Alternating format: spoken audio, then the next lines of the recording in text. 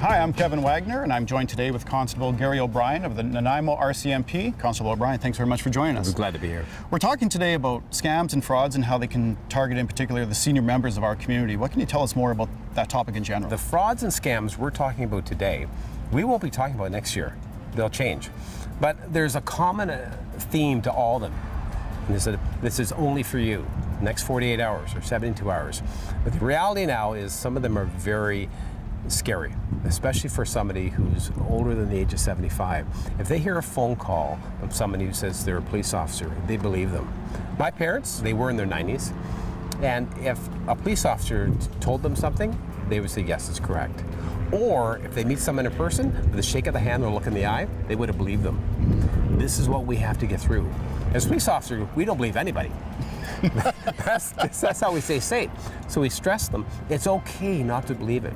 So take a time out, call a friend, talk to your bank, call a police officer, call them back.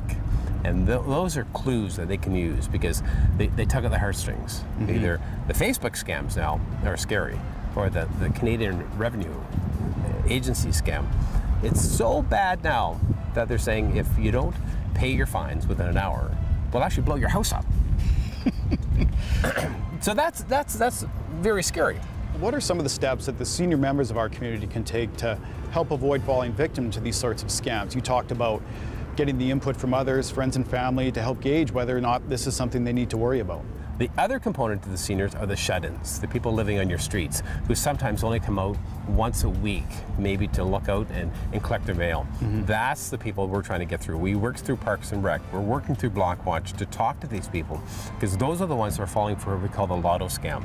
Those things that come in your mail and you're guaranteed to win $45 million, but there's always a catch. You have to spend $200, you have to pay an administrative fee. There's reality is, we've gone to situations, and this happens across the board, is that we've had people spend $65,000 to $70,000 in 6 months thinking they're going to win the lotto. Yep. And then we ask the one question, did you buy a ticket? And they can't remember if they bought a ticket. Mm-hmm. They didn't even buy a ticket, but they still spent the $70,000. We had a situation where this gentleman, he's now deceased, he died penniless. He spent $60,000 thinking he was going to win the lotto. And I went to his house and I spoke with him. He's a great old guy. And I said, why do you think you're going to win? He said, they sent me prizes. I said, oh, show me the prizes. The prizes were paper clips and bath towels.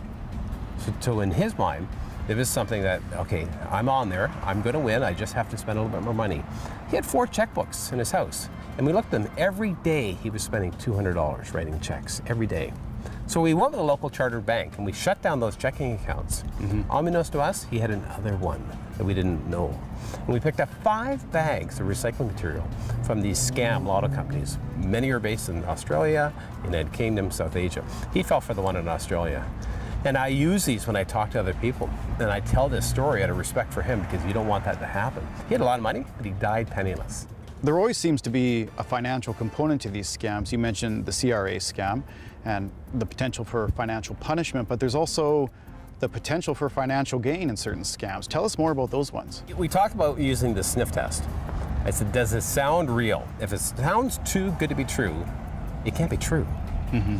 And so we take a time out, call a friend, talk to somebody, a neighbor, talk to the people in your care facility, call your bank, call the police.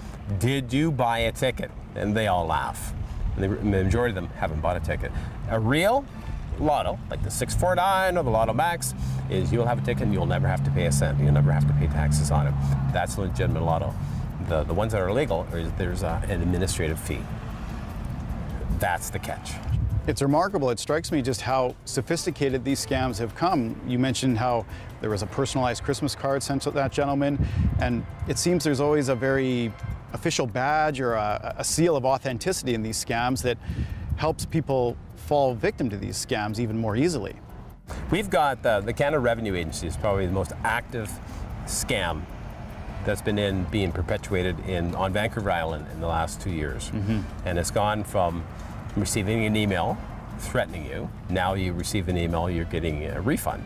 So if you break it down, you're getting a refund, but what they're asking you is to log in and they're asking for personal information, you have to give them your credit card information. You have to give them their 3-digit code. And in some particular cases where they've fallen so hard, they've actually asked for the SIN number, and people have given that. The SIN is gold. Yep. The SIN, you can set up a line of credit, you can set up bank accounts, and it's so scary when I hear that.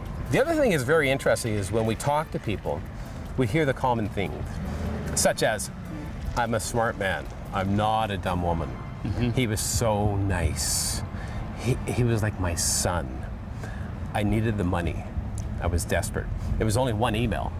And when referring to that, it's one email that they opened up and they put viruses in the computer. The virus controls their computer and takes their banking information. It's remarkable the scope that this has in our community, island-wide, countrywide, like you yourself said, and it's so important to get the input that you're sharing with us so that people can take safeguards to protect themselves and hopefully avoid these sorts of scams and frauds. So thank you so much for that. I appreciate it. You're welcome.